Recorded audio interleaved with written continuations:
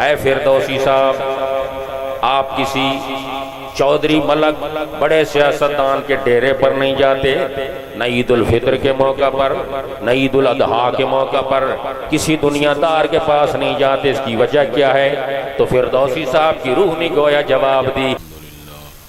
الحمدللہ رب العالمین والعاقبۃ للمتقین، والصلاة والسلام علی سید الانبیاء والمرسلین وعلى آلہ واصحابہ وازواجہ واہل بیتہ وذریتہ وبناتہ واولیاء ملتہ وعلماء شریعتہ اجمعین، اما بعد فاعوذ باللہ من الشیطان الرجیم، بسم اللہ الرحمن الرحیم، فاسألوا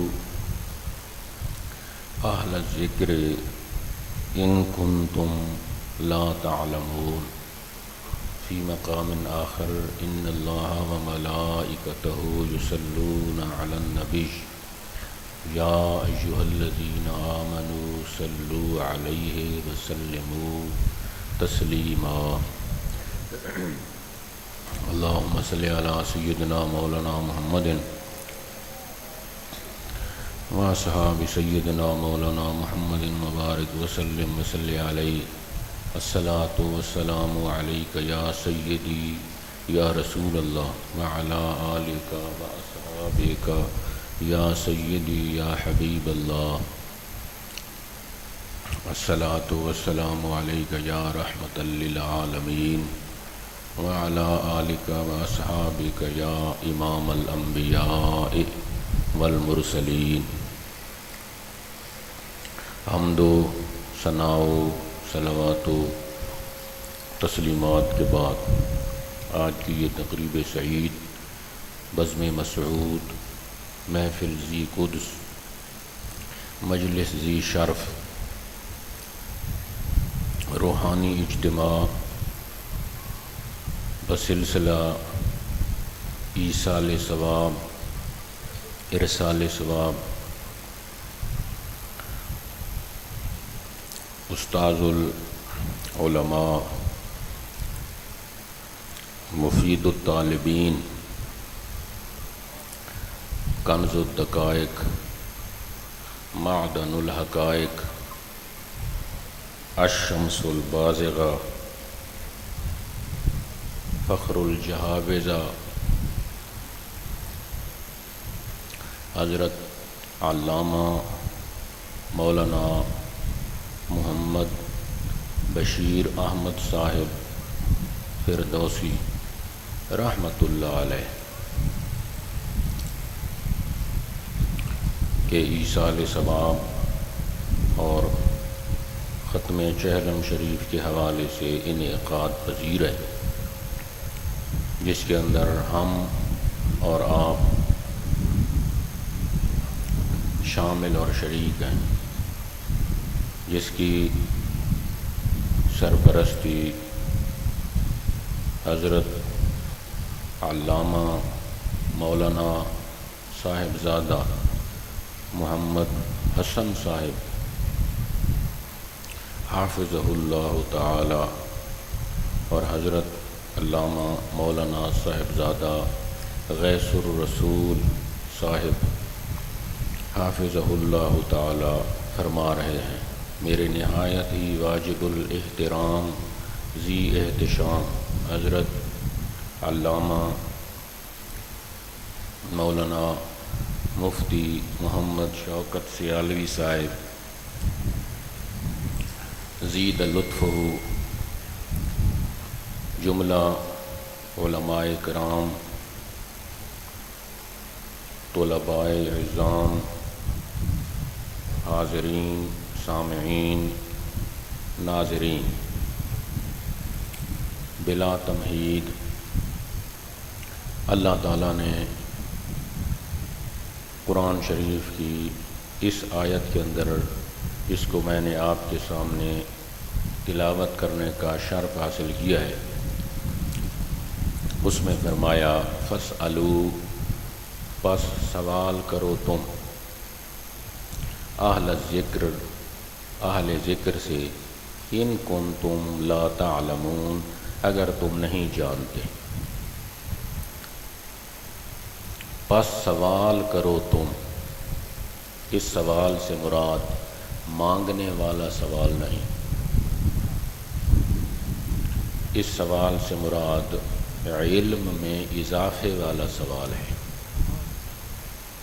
سوال کرو تم علمی اضافے کا، اہل ذکر، ذکر والوں سے۔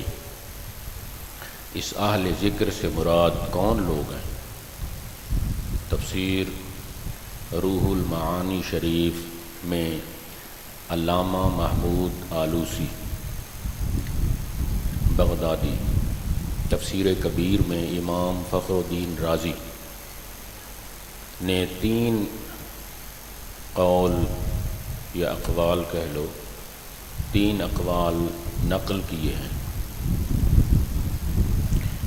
ذکر سے مراد ہے اہل تورات، تورات والوں سے سوال کرو۔ دوسرا قول ذکر کیا ہے کہ اہل ذکر سے مراد ہے اہل علم، علم والوں سے سوال کرنا۔ تیسرا قول ذکر کیا ہے کہ اہل ذکر سے مراد ہے اہل قرآن، کہ جن کے سینے میں قرآن ہے، ان سے سوال کرنا، تمہیں بتا دیں گے، تمہاری تسلی اور تمہاری تشفی ہو جائے گی اگر تم اہل علم سے پوچھو گے اور اہل قرآن سے پوچھو گے۔ سوال پوچھنا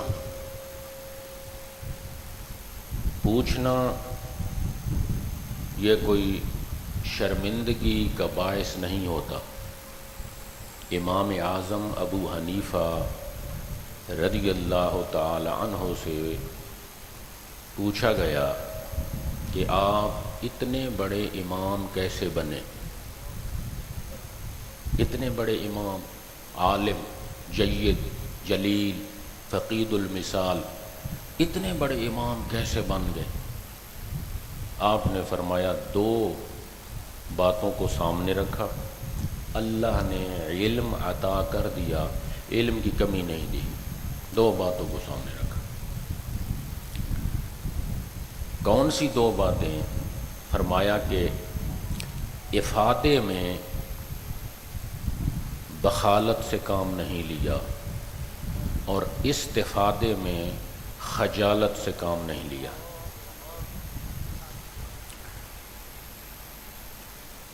علماء کا اور طلباء کا مجمع ہو اور پھر بھی ہر بات سمجھائی جائے، جی ٹھیک ہے، ہر بات کا مطلب بتایا جائے، وقت کی کمی ہے۔ اچھا، افادے میں بخالت سے کام نہیں لیا اور استفادے میں خجالت سے کام نہیں لیا۔ اپنے جیسے طالب علموں کے لیے وضاحت کرتا چلوں کہ افادہ اس کا معنی ہوتا ہے فائدہ دینا۔ یہ امام صاحب فرما رہے ہیں کہ فائدہ دینے میں بخل نہیں کیا۔ کسی نے جی سمجھانے کے انداز میں بتا رہا ہوں کہ کسی نے کوئی نوٹس مانگے، اٹھا کر دے دیے،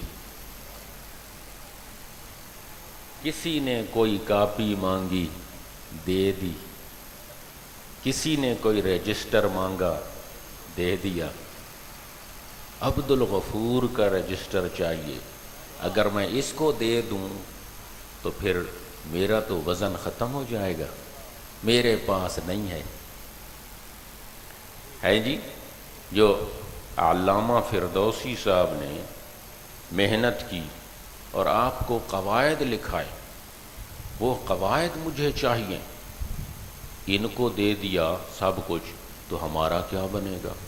یہ بخل ہے۔ افادے میں بخل سے کام نہیں لیا، میرے پاس جو کچھ تھا کھلے دل سے بتا دیا، اور استفادے میں خجالت سے کام نہیں لیا۔ اگر کسی سے کچھ پوچھنا چاہا، پکا چلے پہ، اگر کسی سے کچھ پوچھنا چاہا تو میں نے شرمندگی سے کام نہیں لیا، شرمندگی محسوس نہیں کی۔ اتنا بڑا امام، اتنا بڑا عالم، اور اگر پوچھوں گا تو لوگ کیا کہیں گے؟ نہیں، استفادے میں شرمندگی نہیں کی اور افادے میں بخل نہیں کیا، اللہ تعالیٰ نے سینہ کھول کر رکھ دیا۔ سبحان اللہ، اللہ تعالیٰ نے سینہ کھول کر رکھ دیا، اللہ تعالیٰ نے سینہ کھول دیا۔ تو پوچھنا گویا پورا علم ہے۔ اور پھر سوال مختلف قسم کا ہوتا ہے۔ ایک ہوتا ہے سوال علمی اضافے کے لیے، کہ میں پوچھوں تاکہ میرے علم میں اضافہ ہو جائے، جیسا کہ اس کی مثال مفکر پاکستان، مصور پاکستان، عاشق رسول، علامہ ڈاکٹر محمد اقبال،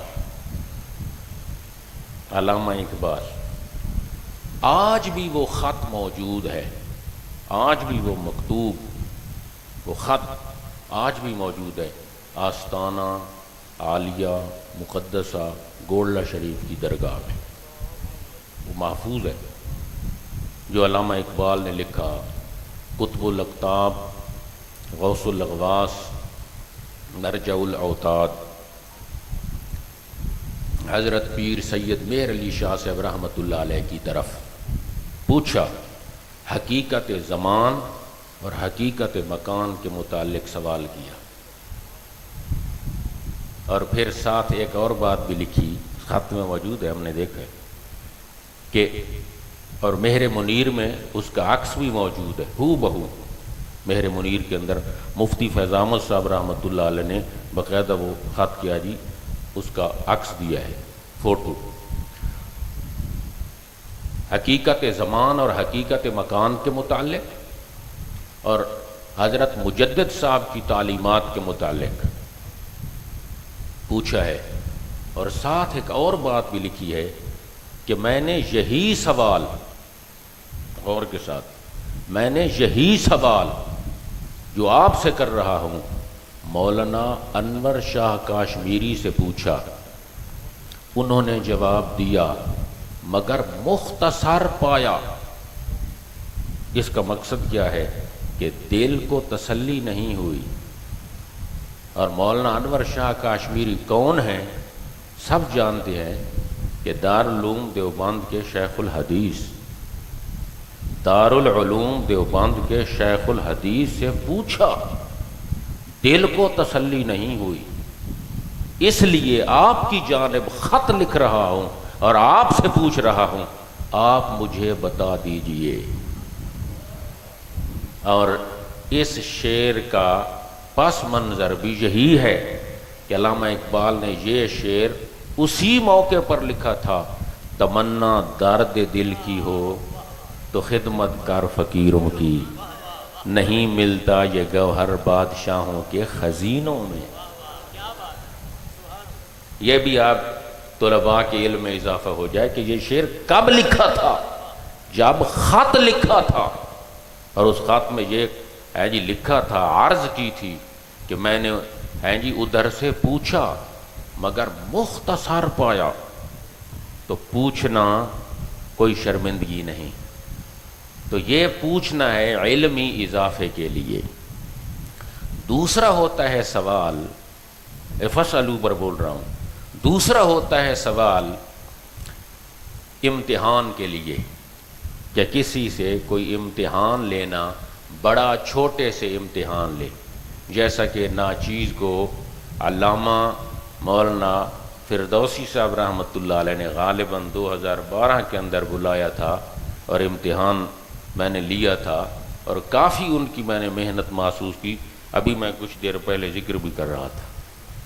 تو بہرحال میں نے کہا امتحان کی ضرورت بھی نہیں ہے، ایک کلاس سے پوچھا اور باقیوں کے بارے میں نے لکھ دیا کہ باقیوں سے پوچھنے کی ضرورت نیست۔ یقین فرمائے تو فرمایا گیا کہ امتحان کے لیے سوال کرنا یہ بھی جائز ہے، علمی اضافے کے لیے سوال کرنا احسن، اور امتحان کے لیے پوچھنا یہ بھی احسن جائز۔ مثلا اس کی بھی مثال اسی خاندان کے ایک فرد کامل سے دے دوں۔ جیسا کہ ہم نحمیر پڑھتے تھے اور حضرت علامہ پیر سید نصیر الدین نصیر شاہ صاحب رحمۃ اللہ علیہ کے پاس جانا ہوا۔ آپ نے پوچھا آپ کیا پڑھتے ہیں؟ ہم نے کہا نحمیر۔ آپ نے فرمایا حروف خافضہ کون سے ہیں؟ کیونکہ طالب علم آپ کے لیے چلو مشکل یہ بات نہیں ہے، آپ ادھر شاید کان نہیں دھر رہے کہ یہ کون سا مشکل سوال ہے، لیکن جو نحمیر پڑھ رہا ہو وہ تو حروف جارہ کا تعارف جانتا ہے، کیونکہ حروف جارہ جارہ جارہ جارہ کی بات ہوتی ہے۔ انہوں نے پوچھا حروف خافضہ کون سے ہیں؟ ہم نے پڑھے ہوئے تو تھے لیکن نام نیا تھا۔ حروف خافضہ یہ بتاؤ کون سے ہیں؟ یا خافضہ کون سے ہیں جی؟ ہم نے تو نہیں پڑھے۔ فرمایا کیا جی باؤ تاؤ کاف لام واؤ منز و مزخلا رب شمن عدافی ان علی حتی الہ، یہی حروف خافضہ ہے۔ تو یہ ایک امتحان کے لیے کسی سے پوچھنا، بڑا چھوٹے سے اگر امتحان کے لیے پوچھے یہ بھی جائز ہے۔ اور کسی کو ہیچ کرنے کے لیے کہ اس کو سوال نہیں آئے گا تو میں طعن و تشنیع کروں گا، منع، غلط، ناجائز۔ ہیچ کرنے کے لیے کسی سے کوئی سوال کرنا یہ تیسری قسم کو منع لکھا گیا ہے۔ مثلا ہے جی جیسا کہ ایک طالب علم نے دوسرے سے پوچھا کہ کتا کتا یہ کون سا صیغہ ہے؟ اس لیے کہ جب اسے لکھا جائے تو اور طرح سے لکھا جائے گا اور جب پڑھا جائے تو اور طرح سے پڑھا جائے گا۔ اس لیے جب اسے لکھا جائے گا تو کادا یا کادو سے کاف دال تے، لیکن پڑھی نہیں جاتی نا دال، تو کتا کیا جی پڑھا جاتا ہے؟ کتا کون سا صیغہ ہے یہ بتاؤ؟ ہاں تم نے سر پڑھی ہے، یہی تمہیں نہیں آتا، اتنے بڑے صرفی بنے بیٹھے ہو، سال تم نے ضائع کیا ہے۔ اس قسم کی باتیں کرنا منع ہے۔ اور کیا جی یہ کاد یا کادو سے واحد مذکر مخاطب کا صیغہ ہے، جبکہ ذہن کس جانب جاتا ہے؟ مدہ یا مدوں کی ماضی مجہول کی طرف جاتا ہے۔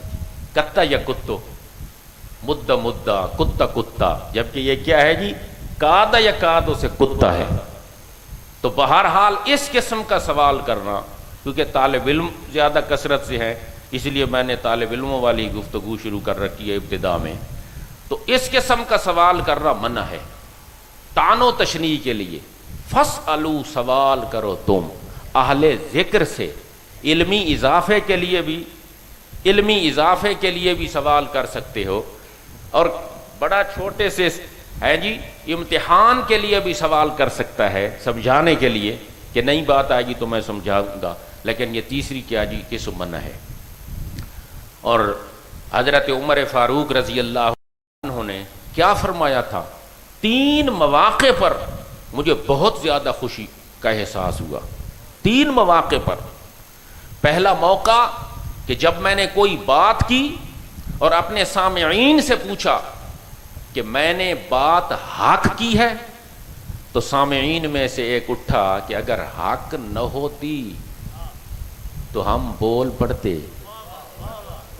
مجھے خوشی ہوئی کہ میری حکومت میں حق گو موجود ہیں،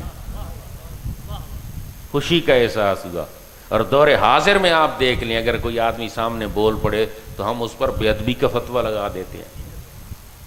اعتدال پسندی از حد ضروری ہے، خامخواہ اس پر فتویٰ لگانا اور اس کو کیا جی فتوے کی نوک جھونک کے نیچے لانا، یہ اس سے بھی برا ہے۔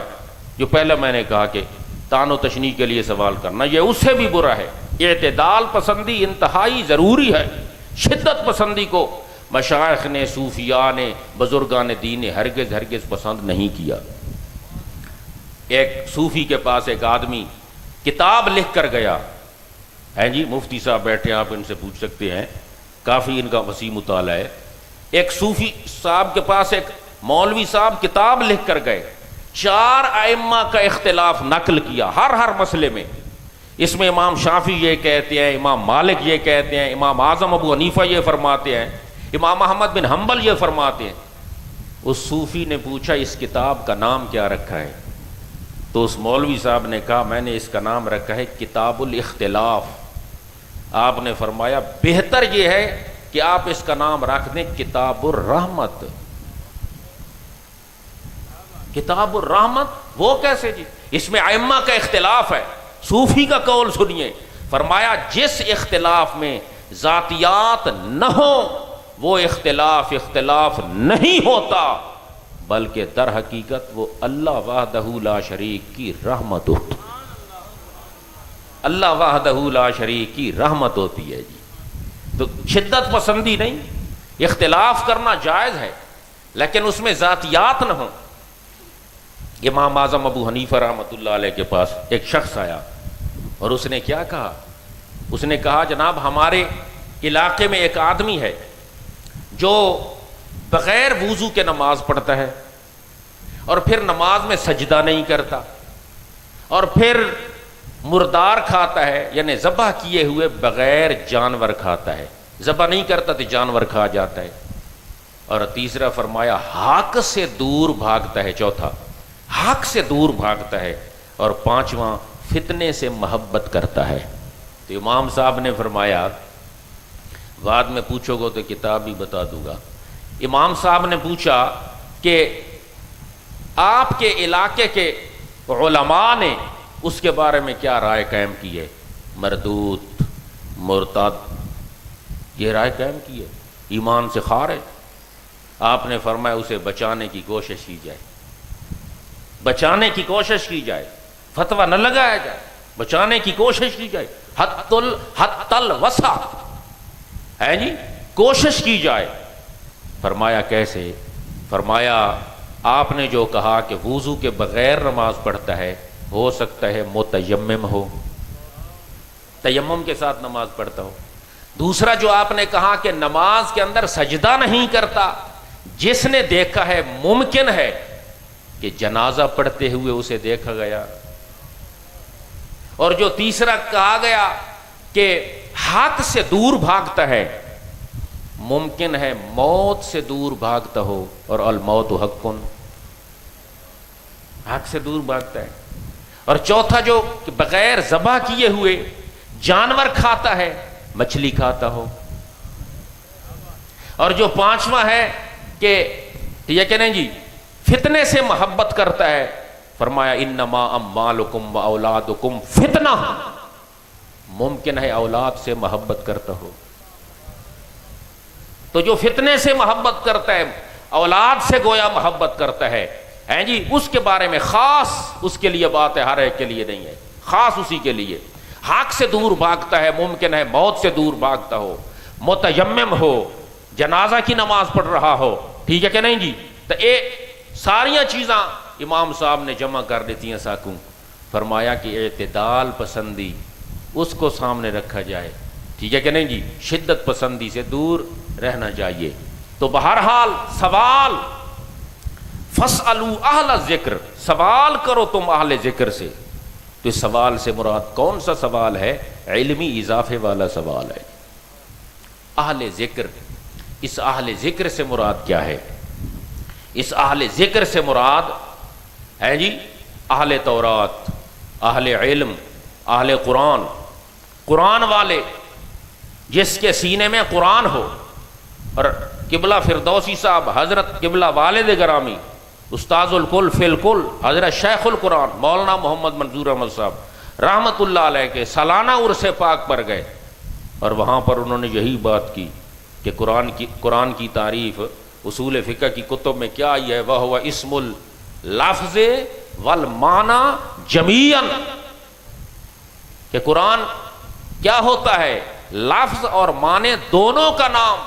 کامل قرآن ہے، لفظ بھی ہوں سینے میں اور اس کے معانی بھی ہوں، تو آپ نے اس سے سوال کرنا ہے۔ جب یہ کہا گیا کہ اہل قرآن سے سوال کرو، تو جو حافظ ہے اس سے ہم اگر پوچھیں گے تو صحیح تشفی نہیں ہوگی۔ کیوں؟ اس لیے کہ اس کے سینے میں صرف لفظ ہے، تو لفظوں کے ساتھ معانی کا ہونا بھی ضروری ہے، لفظ بھی ہو اور معانی بھی ہو، تو پھر آپ اس سے سوال کریں گے۔ اور جس کے سینے میں قرآن ہے اس کی یہ شان ہے کہ کبھی وہ پیچھے نہیں ہوتا۔ شب معراج کی رات حضور صلی اللہ علیہ وسلم مصلی امامت پر تھے، تورات حضرت موسیٰ علیہ السلام کے سینے میں تھی، انجیل حضرت عیسیٰ کے سینے میں تھی، زبور حضرت داؤد کے سینے میں تھی، آسمانی کتب اور آسمانی صحائف اور آسمانی رسائل مختلف انبیاء علیہم السلام کے سینوں میں موجود تھے، محفوظ تھے، لیکن تورات والا پیچھے تھا، انجیل والا پیچھے تھا، زبور والا پیچھے تھا، لیکن جس کے سینے میں قرآن تھا وہ سب سے آگے تھا۔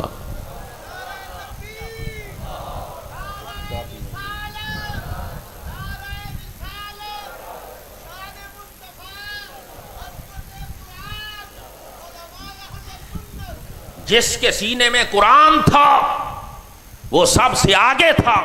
تمثیل نہیں، توضیح ہے، تمثیل نہیں، توضیح دے رہا ہوں، کہیں جی تمثیل نہیں، کہ جس کے سینے میں قرآن تھا وہ سب سے آگے تھا۔ توضیح اس کی یہ میں بتا سکتا ہوں کہ آج بھی جس کے سینے میں قرآن ہوگا یا قرآن ہے وہ آگے ہوگا۔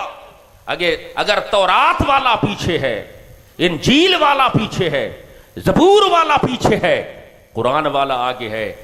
آج کسی کے سینے میں کیمسٹری ہوگی، کسی کے سینے میں بیالوجی ہوگی، کسی کے سینے میں فزکس ہوگی، کوئی ریاضی دان ہوگا، کوئی اردو دان ہوگا، کوئی سائنس دان ہوگا، کوئی سیاست دان ہوگا، کسی کے سینے میں کیا، کسی کے سینے میں کچھ۔ جس کے سینے میں جو کچھ بھی ہوگا پیچھے ہوگا، اگر آج بھی تمہیں آگے ملے گا تو قرآن والا ملے گا۔ بلند آواز سے سبحان اللہ، اونچی آواز سے۔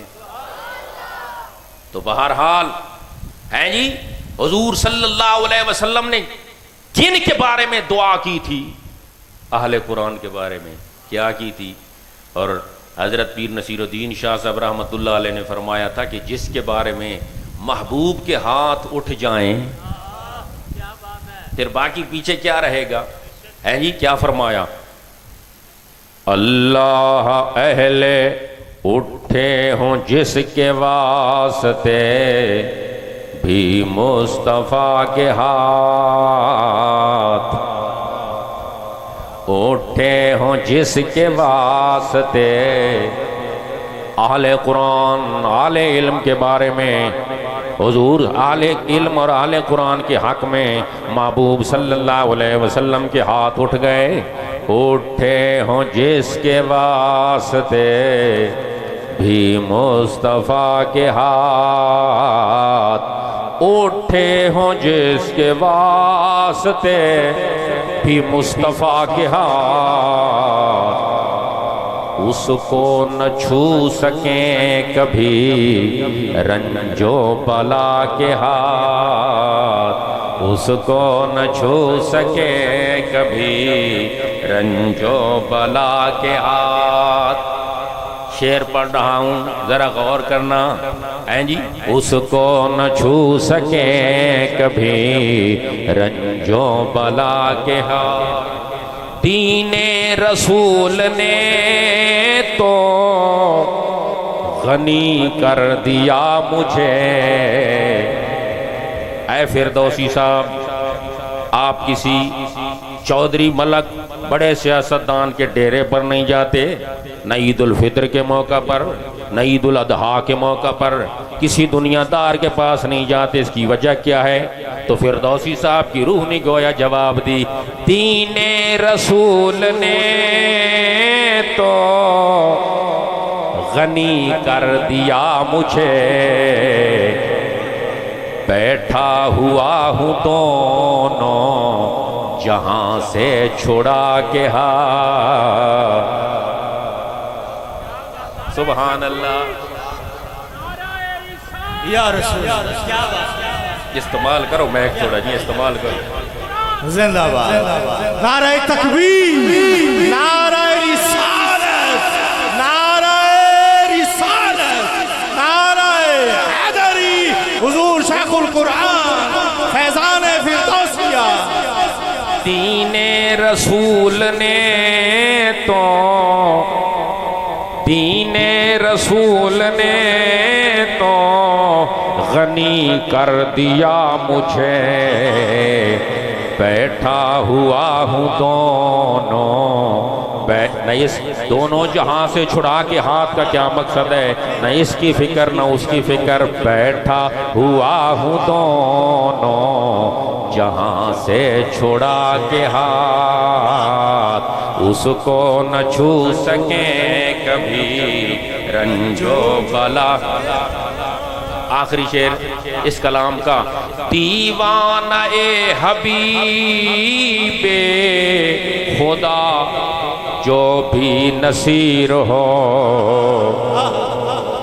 جو محبوب علیہ السلام کا دیوانہ ہے، محب ہے، پروانہ ہے، مستانہ ہے، تو پھر ہے جی دیوانہ حبیب خدا جو بھی نصیر ہو،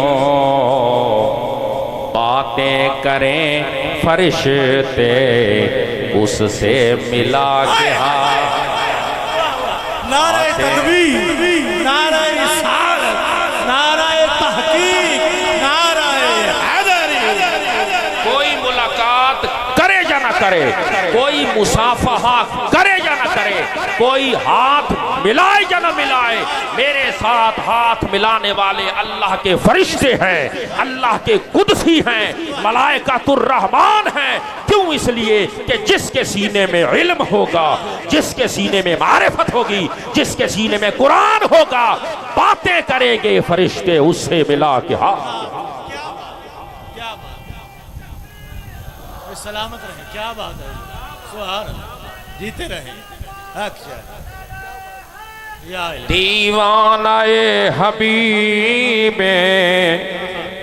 دیوانے کے نعرے سے شعر دوبارہ پڑھ رہا ہوں، دیوانہ حبیب خدا جو بھی نصیر ہو، باتیں کریں فرشتے، باتیں کریں فرشتے اس سے ملا کے ہاتھ، اس سے ملا کے ہاتھ، باتیں کریں فرشتے اس سے ملا کے ہاتھ، اٹھے ہوں جس کے واسطے بھی مصطفیٰ کے ہاتھ، اس کو نہ چھو سکیں کبھی رنج و بلا۔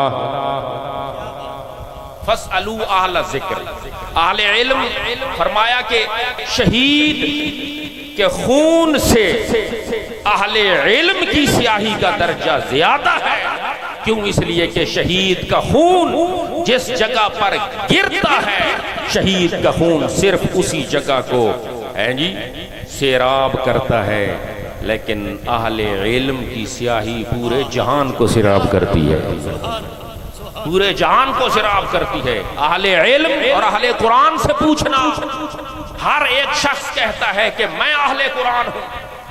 آج کسی مسلک والے سے، کسی مذہب والے سے، کسی مشرب والے سے، کسی عقیدے والے سے آپ پوچھ لیں، میں اہل قرآن ہوں، ہم قرآن پڑھتے ہیں، ہم قرآن پڑھتے ہیں۔ آئیے مقالات مردیہ، ملفوظات مہریہ، صفحہ 118، اس پر حضرت پیر سید مہر علی شاہ صاحب رحمۃ اللہ علیہ نے کیا لکھا کہ اہل قرآن کون ہے؟ قرآن پڑھنے والا صرف اہل قرآن نہیں ہے، کہ جو قرآن پڑھے اور من مرضی کی، حضرت مہر علی پڑھ رہا ہوں، قرآن پڑھے اور من مرضی کی تشریح کرے، وہ اہل قرآن نہیں، بلکہ قرآن پڑھے اور بزرگان دین کی سنت اور طریقے کو سامنے رکھے. اس لیے کہ بزرگوں کی عادت پر چلنا یہ شرک نہیں ہے، یہ بدعت نہیں ہے، یہ رسم نہیں ہے، یہ رواج نہیں ہے، یہ لیت و لال نہیں ہے، یہ حقیقت ہے. آئیے شرح قائد کے اندر موجود ہے کہ علم کے 3 ذرائع ہیں.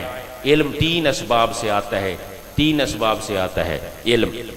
خبر صادق وغیرہ 3 طریقوں سے آتا ہے. سوال کیا گیا کہ علم 3 طریقوں سے تو نہیں آتا، 3 سے زیادہ طریقوں سے آتا ہے.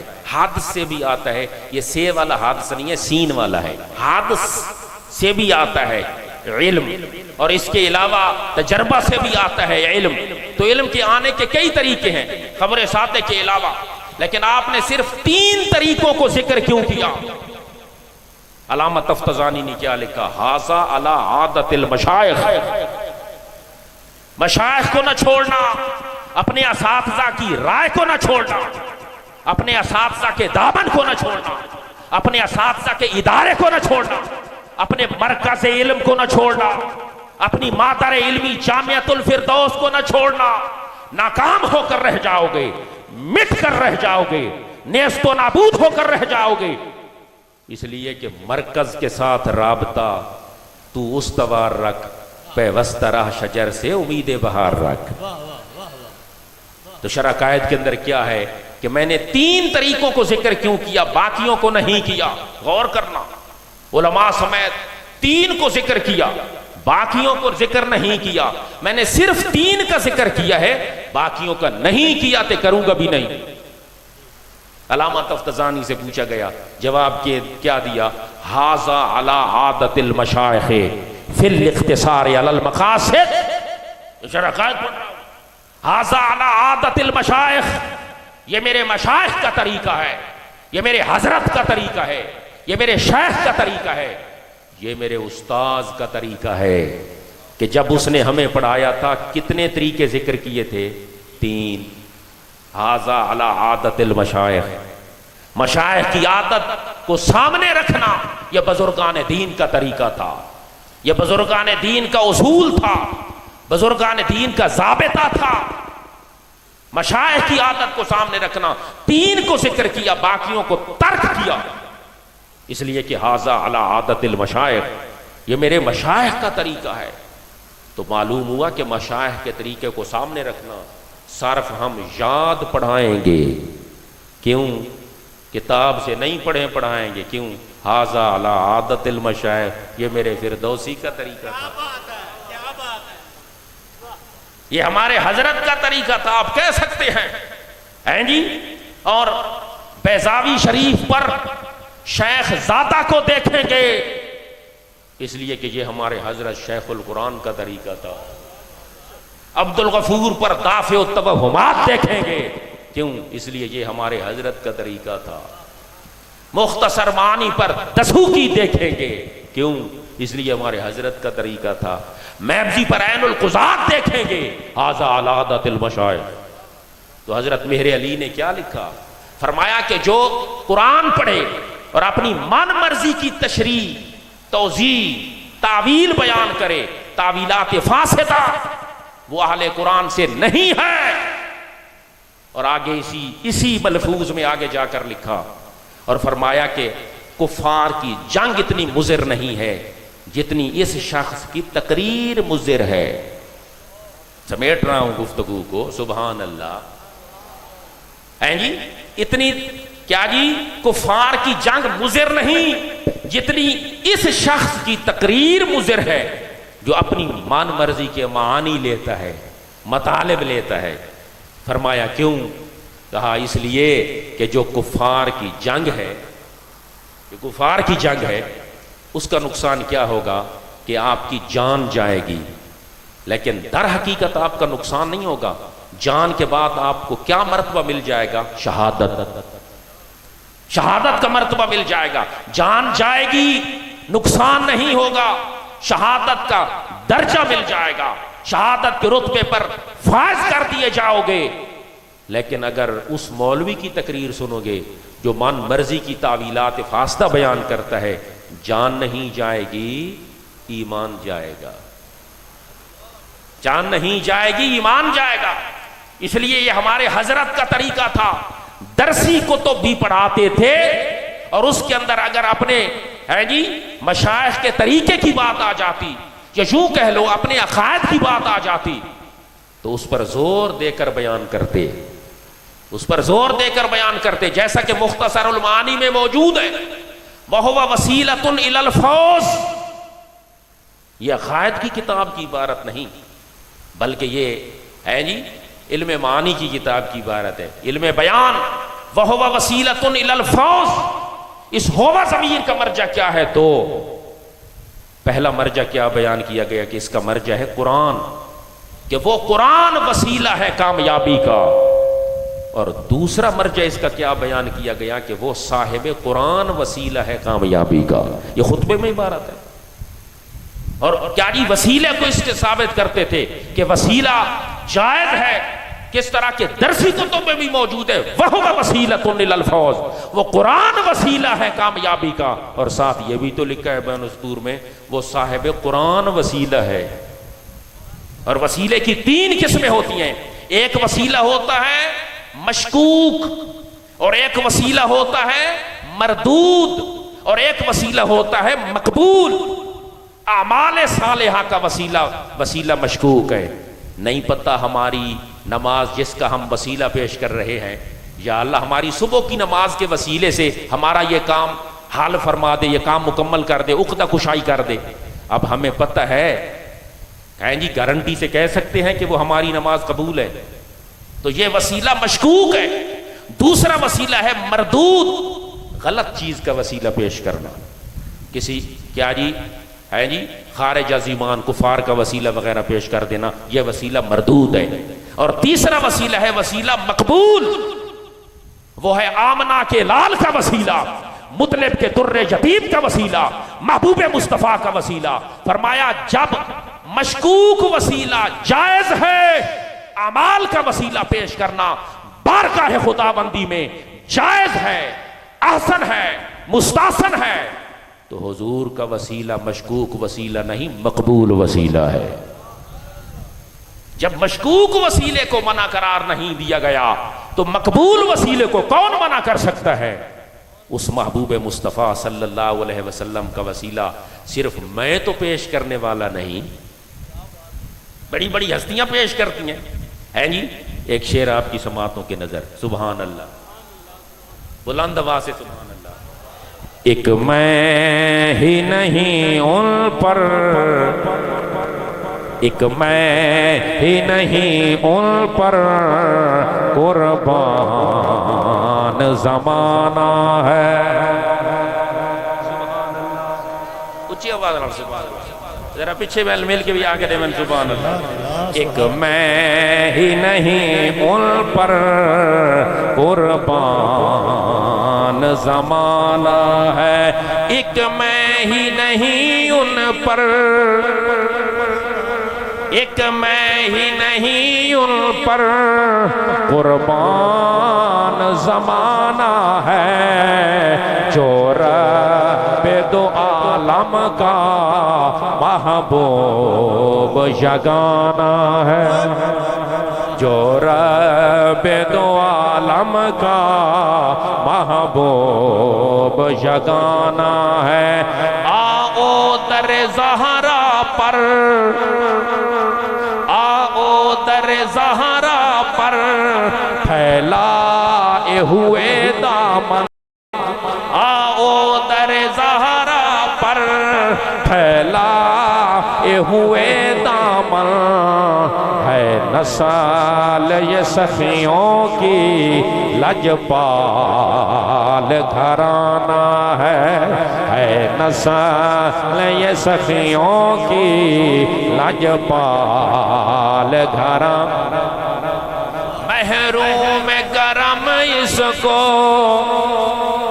محروم کرم اس کو رکھیے نہ سر معاشر، محروم کرم اس کو، محروم کرم اس کو رکھیے نہ سر معاشر، جیسا ہے نصیر آخر سائل تو پرانا ہے،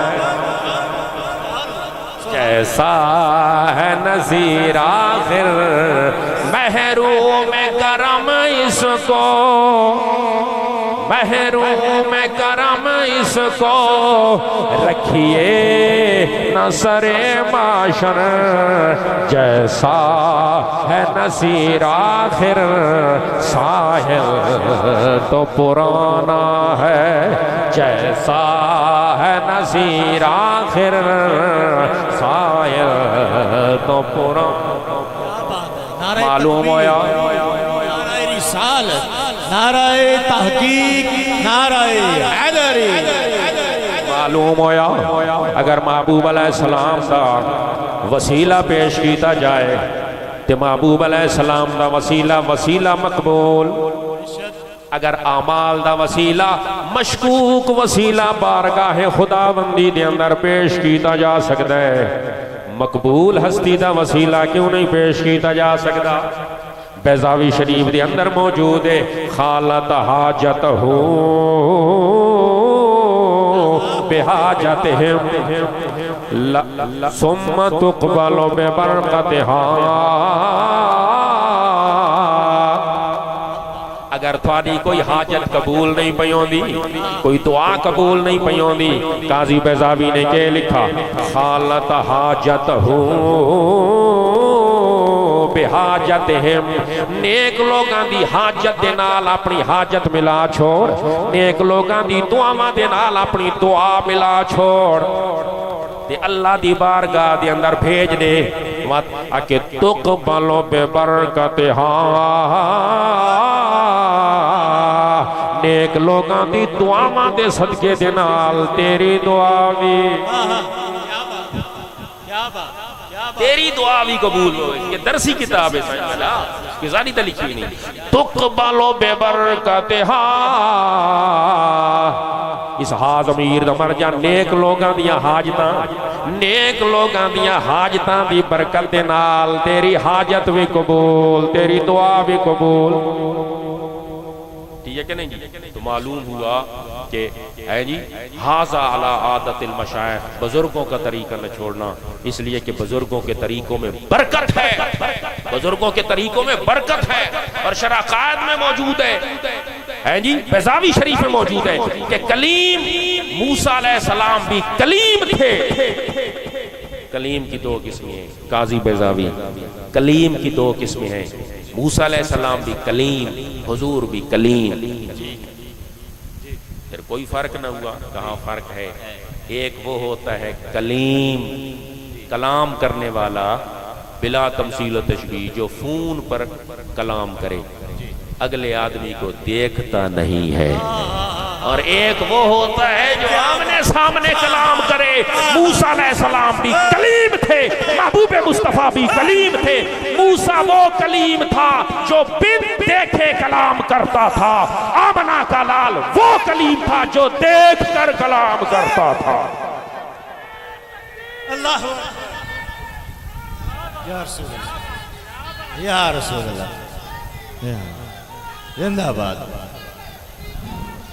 ماشاءاللہ ماشاءاللہ، تشریف رکھیں بابا، زندہ باد، نعرہ تکبیر، نعرہ رسالت، نعرہ حیدری۔ تو بزرگوں کی طریقوں میں برکت ہے، لہذا اگر اس طریقے کو اپنایا جائے، اس طریقے پر عمل کیا جائے، برکت بھی ہوتی ہے، کامیابی بھی ہوتی ہے، کامرانی بھی ہوتی ہے، فوز و فلاح بھی ہوتی ہے۔ اس لیے جی فَاسْأَلُوا أَهْلَ الذِّكْرِ، سوال کرنا تو اہل علم سے کرنا، اہل ذکر سے کرنا، ان کنتم لا تعلمون، اگر تم نہیں جانتے۔ اس لیے کہ جو قرآن والے ہوں گے وہ تمہاری تسلی بھی کرائیں گے، تشفی بھی کرائیں گے، جو علم والے ہوں گے وہ تمہاری تسلی اور تشفی بھی کرائیں گے، کیونکہ مرقات کے اندر جو علم کے معنی لکھے گئے ہیں ان میں ایک ملتا جلتا یہ معنی بھی موجود ہے علم والے تمہاری کیوں تسلی تشفی کرائیں گے؟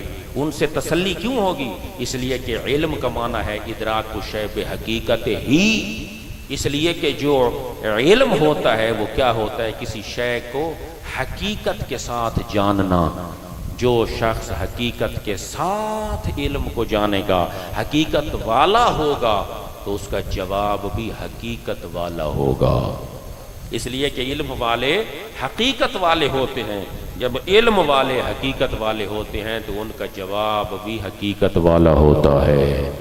آخر پر ایک شعر آپ کی سماعتوں کی نظر کر کے پھر کیا جی اجازت کا طلبگار رہوں گا۔ سبحان اللہ، اونچی آواز سے سبحان اللہ۔ اے میرے دل تیری رونق ہے جمال مصطفیٰ،